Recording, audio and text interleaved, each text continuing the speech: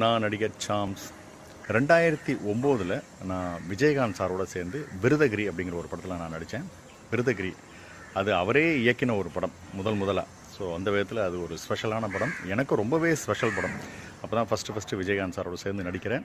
அரசியல் களத்தில் சும்மா பரபரன்னு இருக்கிற ஒரு காலகட்டங்கள்.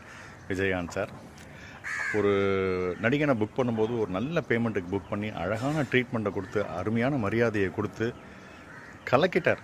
ஸோ அதாவது ஒரு நடிகராக அவரை பார்த்து நான் வியந்திருக்கேன், ஆனால் நல்ல மனிதராக பார்த்து அசந்து போனேன். அப்படிப்பட்ட ஒரு மனிதர்.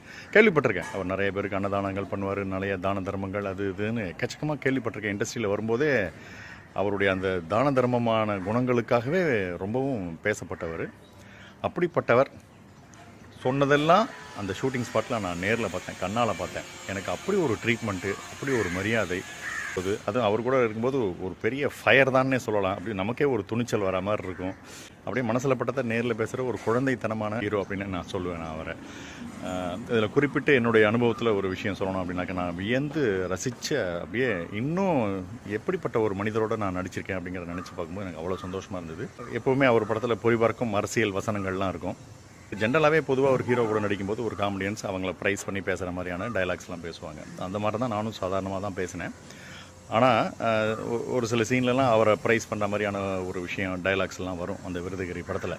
அப்படி பண்ணும்போது கட் அப்படின்னு சொல்லிட்டு, சாம்ஸ் என்ன டைலாக் சொன்னீங்க, அதான் சார் வந்துட்டார்ல, இனிமேல் சார் எல்லாரையும் சரி பண்ணுவார் அப்படிங்கிற மாதிரி ஒரு டைலாக்கு. ப்ளஸ் இன்னும் சில பஞ்சஸ்லாம் அவரை கொஞ்சம் பாராட்டி பேசுகிற மாதிரி இருந்துச்சு. ஸோ அதனால் அவர், சாம்ஸ் நீங்கள் வளர்ந்து வந்துட்டுருக்கீங்க, ஸோ இந்த டைலாக்லாம் பேசி நாளைக்கு என்னோட கட்சியில் இருக்கீங்களோ, எனக்கு ஃபேவராக இருக்கீங்களோங்கிற மாதிரி வந்து உங்களோட லைஃபுக்கு எந்த டிஸ்டர்பன்ஸும் வரக்கூடாது. அதனால் என்னை பொறுத்த மட்டும் அது தேவையில்லை.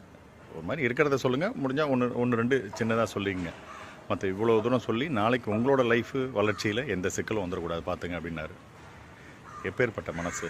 அதாவது என் வளர்ச்சியில் அவருக்கு இருக்கிற அக்கறை, அவர் அது அப்படியே எனக்கு ரொம்ப இருந்தது. சார் இருக்கட்டும் சார், ஒன்றும் தப்பாக ஒன்றும் சொல்லலையே சார், சரி அப்புறம் உங்கள் விருப்பம் அப்படிங்கிற மாதிரி சொல்லிட்டு என்னை விட்டுட்டார்.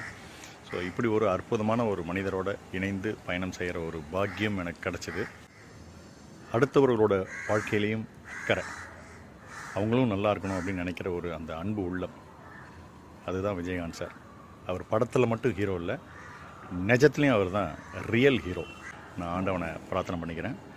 என் வாழ்வில் மறக்க முடியாத ஒரு படங்களில் விருதகிரின்ற படமும் ஒன்று.